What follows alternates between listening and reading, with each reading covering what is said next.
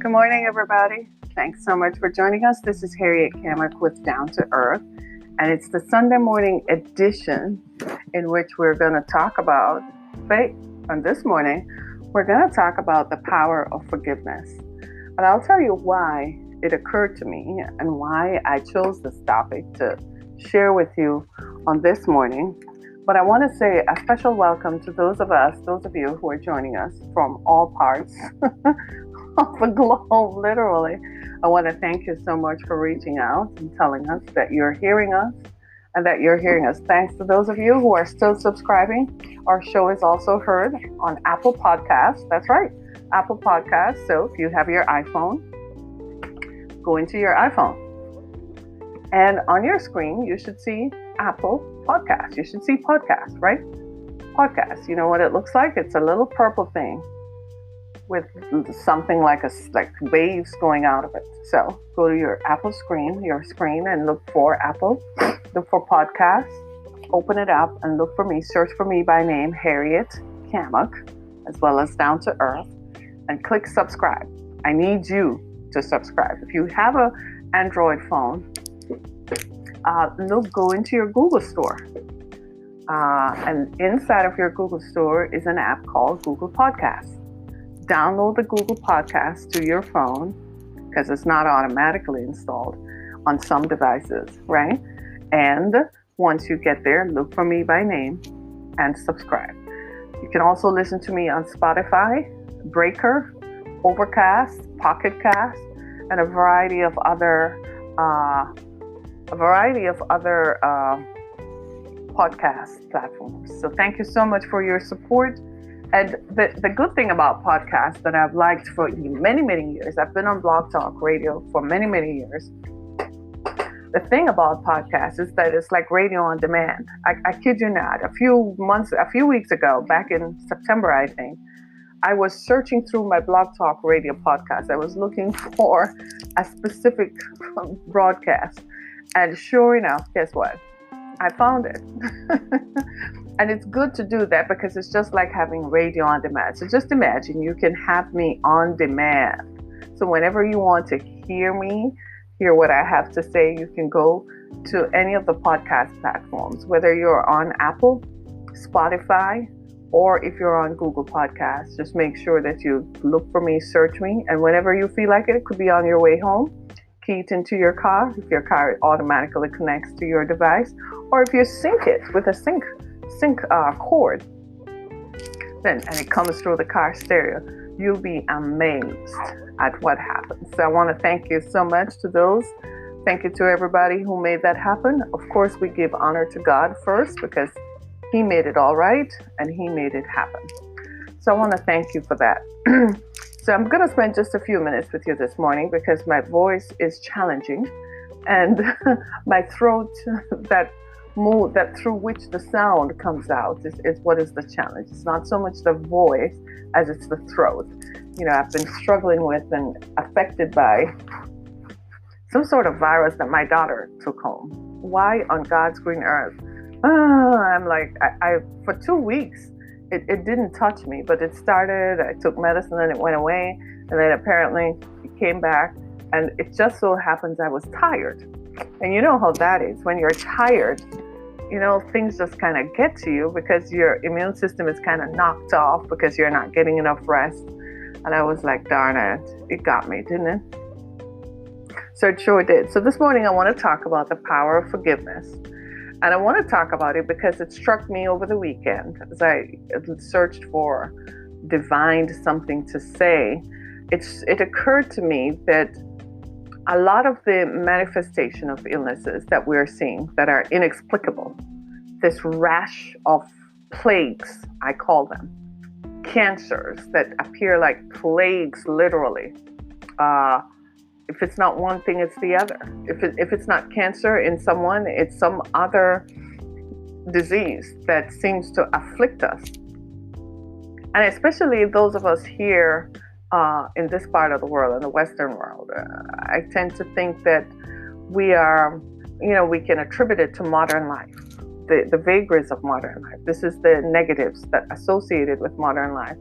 We can say, well, we don't have access to clean air, not as much as we should. Most of us don't live in, suburban spaces, or don't live in green spaces. Let's say that there are not enough green trees around.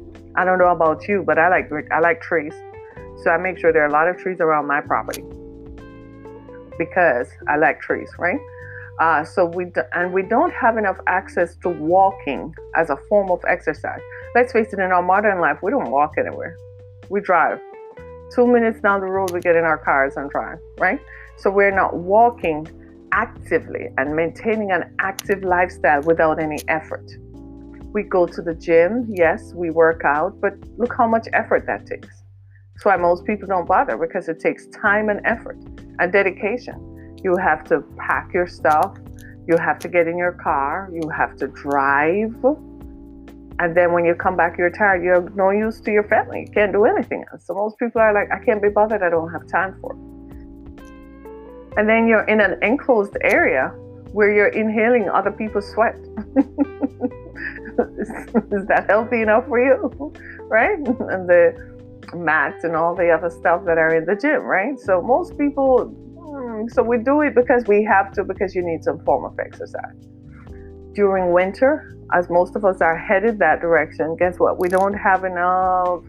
We can't walk. The sidewalks are slippery, so we can't walk. But if you think about it, people 100 years ago, they still had to walk. They didn't have cars 120 years ago, 200 years ago, right? Morning. They didn't have cars, did they? No. And they didn't have the ability to join cars. They didn't have the ability to get anywhere, did they? So what did they do? They walked. Exactly. Even in the snow, they didn't have the boots that we had. They used their horse and buggy to get them where they needed to be, because that was the way things were. Worked for them, didn't it? I would say so. So I think what we need to, at some point, what we need to figure out is, what are our priorities and what is it that we want to do? But this is not what we're talking about today. We're not talking about health and fitness. We're simply talking about the power of forgiveness, in light of the fact that we've had so many diseases that have afflicted us. There is an idea that I want you to think about, and I want to introduce it to you from the perspective of healing, that there is a balm in Gilead, and that there is healing that is available if you so desire. So with that in mind, we want to see, with that in mind, I want to make sure that we all have access to this victory. We all have access to this tool, and I want to make sure that we get it. So for those of you who are just joining, we're talking about the power of forgiveness. And I'm studied about it because I recognize that forgiveness is not easy. I myself have experienced it. Forgiveness is not easy. To walk through challenges, to walk through situations, and then to turn around and forgive people who have caused that situation. You've seen it happen. People go to court, right? If you've ever been in a courtroom where a verdict is handed down, and the killer who has taken your loved one, and you see the family, and the family are elocuting, and they're stating what has happened to them since this individual killed their loved one. Sometimes they express forgiveness, sometimes they don't. And wherever the expression of forgiveness takes place, you realize that there has to be power to that. Because how do you forgive someone who has taken the life and robbed you of the comfort and the person who has been affected? How do you forgive people who have done tremendously harmful things to us? How do you do that? And it's something that for many of us, it escapes us because we're not even going there. If you ask most people today who have been wrong, they will tell you, I'm not even going there. There are people right now who are in jail because someone lied on them. And they have to serve that sentence out, knowing that the person who did it is walking free. There are people who have lost jobs because someone took the opportunity away or lied on them. There are people who have taken other people's spouses, who have slept with other people's husbands, and have destroyed relationships and marriages, and they're still breathing. There are people who have beaten their spouses and have caused tremendous harm, and they're still alive. How do you forgive people who have done you great harm? Because it's you. It's not about them. Forgiveness is not about the person who has harmed you. Forgiveness is about you. And if you can hold on to that thought for just a few minutes while I explain it and show it to you, you'll be able to see why it's necessary to forgive the people who have hurt you the most. So I want you to get something to write this down. Whether you're going to open a notepad in your phone or something, I want you to write this down, because you're going to need to make a list of everyone who has harmed you, everyone who has hurt you, and you're going to need to forgive them and let it go. Here's why. We found that in modern medicine, right? We call it modern medicine, especially here in the Western world. We tend to look at our bodies as if they got here and then that's it. We separate our emotions from our bodies. We separate our emotions. That's one thing. Or in fact, we don't even pay attention to our emotions. We don't see an association between our emotions, the way we feel, the way we think. We don't make an association between that and our physical bodies. We just simply don't. We think it's unimportant. We don't think it's necessary. We don't think it's something that should happen.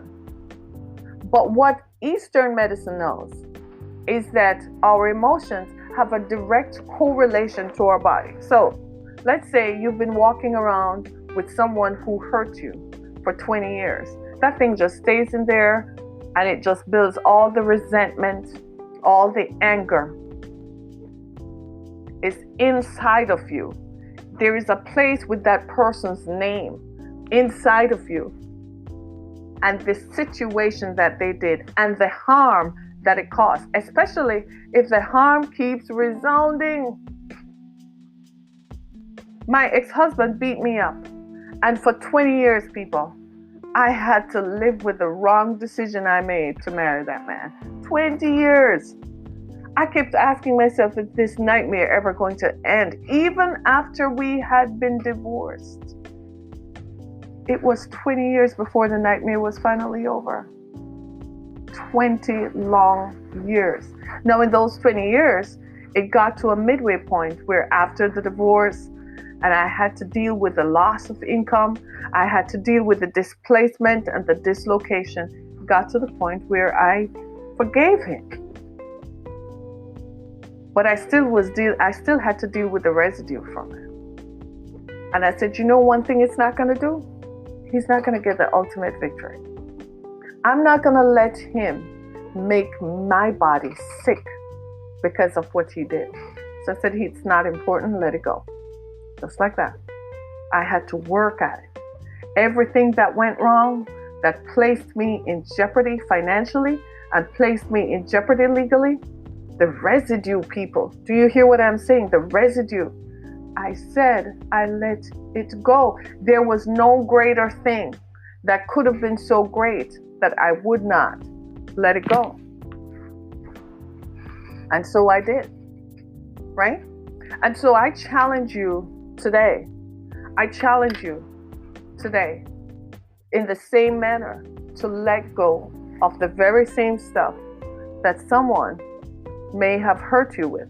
that someone did not forgive you with, that someone hung up on you, that someone walked out of your life, that someone took from you. It may be when you were all young, they were young and foolish.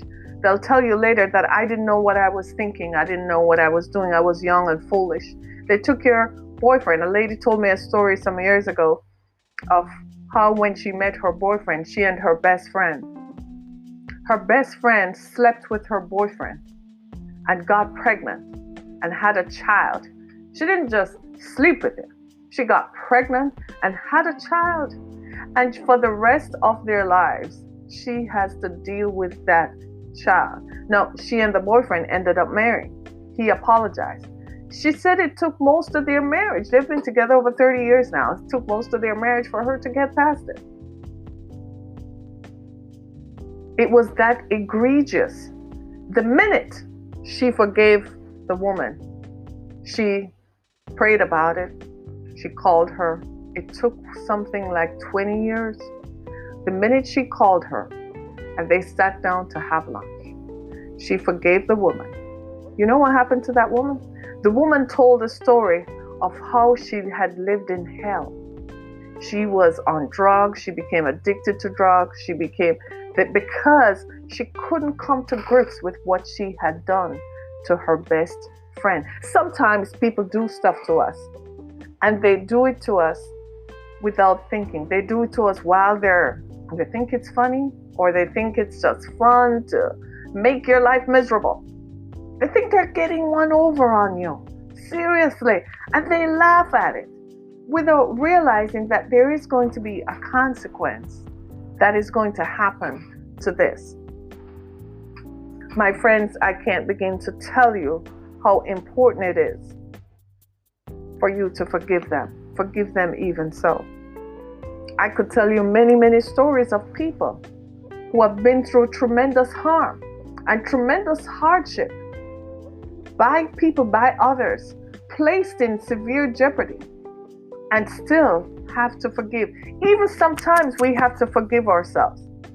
A few years ago, a guy was working on my truck, and I had wondered how come at his age he was still working as a mechanic. Most people, by the time they got to his age, owned the mechanic shop. And I must have said it out loud, and he said, sometimes the man pays for the mistakes of the boy. And I said, how is that? And he explained that when he was young, he was registered to go to college, but couldn't keep himself. He just wanted the hot life, the fast life. And he ended up getting a car and driving the car too fast while he was high. You know the rest of the story. He got pulled over. There was a weapon in the car, and he was young, he served time. So now, completely ruined his life. He spent most of his productive, youthful years in jail. Comes out of jail and he's almost 50. Because he got 25 to life or something like that. Got out on 25. Comes out of jail and has ruined his relationships. Nowhere to go, ended up in a halfway house and was struggling to make it back out on parole. If he so much as made one small move, he would end up right back in jail. That, my friends, is what is, and who did it? So I said to him, I remember saying to him, so I said, so who hurt you? Was it the friends? Was it the family structure? Was it the educational system? Where is the disconnect in your story? And he said, the worst part is forgiving myself. Just sometimes we're at that place, that intersection where it's us. We have to forgive ourselves, but forgive anyway. Forgive anyway. Forgive even the most egregious hurts. Forgive even the most hurtful hurts. Forgive even the people for whom it's the worst thing that could have happened to you. Forgive them. Let it go. It's not important. Maybe somebody lied on you. Maybe you occupied a position and they took it from you. They lied on you. They caused a tribunal, a group of people to get together. Have you ever been in one of those where a group of people get together in a room and they're the important people? You used to be one of them. And they're the important people, and they get together in a room and you're not in the room, right? You're not in the room. And they decide you're fake. Forgive them. Now they have removed you, especially in today's world where a job is everything. A job gives you health insurance. Health insurance is so vital. A job gives you money to pay your bills. And all of a sudden, them taking that away from you robs you of that life. Forgive them anyhow. I don't know who that is for. Forgive them anyhow. And now here you are trying to put the pieces of your life back together. And in putting the pieces of your life back together, you know what you find out? You find out you have a disease. And you're like, what? In the midst of all of this, now I have to deal with this life-threatening illness that compromises life. Forgive them. Forgive them anyhow. Right? So you are friends. And you were all fooling around. And your best friend liked your guy more. And she went after him. And for some reason, he went with her. And they're still married. And you're still here. Forgive them. Forgive them. I like to say it like this. There are 7 billion people on the planet. We should never be hung up on any one person. For God's sake. Never. It is ludicrous. Right? There is a thing about being with the right person. There's no really. You make it right. If you want them enough and they want you enough, you make it right. But seriously, to be so hung up on one person and then they walk out on you, leave them. Let it be. Let it be. Let them go. You don't need all that hassle. You don't need all that heartache that they're gonna be. I heard a story recently of someone who got divorced after 28 years. 28 years. Can you imagine what it's like to be divorced after 28 years? And after 28 years, you put everything together. And you had to leave the home. And you don't have anywhere to go. That ain't happening to me, by the way. I'm just saying. I just had to interject that. That is not happening to me. Right? And she had to leave the home. And she says she had to learn to forgive him. What did he do? He cheated. He cheated. And he had been a lifetime of 28 years of cheating. She couldn't deal with it anymore. And you're older now. So everybody told her she was foolish. But she said, I want to live. She's right. Because had she stayed in that marriage and tried to live that marriage out with the unforgiveness of him constantly cheating. Ladies, I'm telling you, if your man, your husband is cheating on you, save yourself and forgive him. No matter what it is, if you choose to stay with him or if you choose not to stay with him, forgive him. There's power in forgiveness. You will save yourself from sickness and disease. So I began by telling you how Eastern medicine looks at our bodies as a correlation. Our bodies are synchronized with our emotions, our mental thoughts, and our bodies, our physical bodies. The correlation is that when we store up negative emotions in our bodies, when we store it up and pull it up, guess what? It manifests as cancer, fibromyalgia. It manifests as all kinds of disease, Crohn's disease, Lyme disease, Parkinson's, this and that, because we have all these things stored up. Some of us are so proud and are too proud to talk about the stuff that happened to us in childhood. Maybe we had a parent who beat us. Maybe we had a parent who disparaged against us. Maybe we had a parent who was absent and who wasn't there, but we're all man and woman now, so we can't talk about it. And that unforgiveness is still there. The bitterness, the resentment, and the anger that they didn't try hard enough is still there. And now it manifests as disease. That's why when you go to the doctor and you ask them what causes cancer, they tell you, I don't know. When you ask them what causes fibromyalgia, they tell you, I don't know. When you ask what causes Crohn's disease, what do they tell you? They don't know, because there is no known cause. Because Western medicine and modern medicine is focused on designing a pill that is going to treat treat you that is going to give you a side effect, and the side effects will kill you all faster than the original disease did. This is why the onus is on us. This is your temple. Don't let anything come into your temple that you don't have any control over. This is your body. Fix your body in such a way that everybody who hurts you, that's why I said at the beginning of this broadcast, make a list. Get your list together. Start writing down the names of every person whom you know. There are things in your mind and in your memory that you have pushed away. It is going to come back. Write it out and forgive them. Hold your body and forgive them and release all the pain, all the anger, all the resentment. Let it all come out.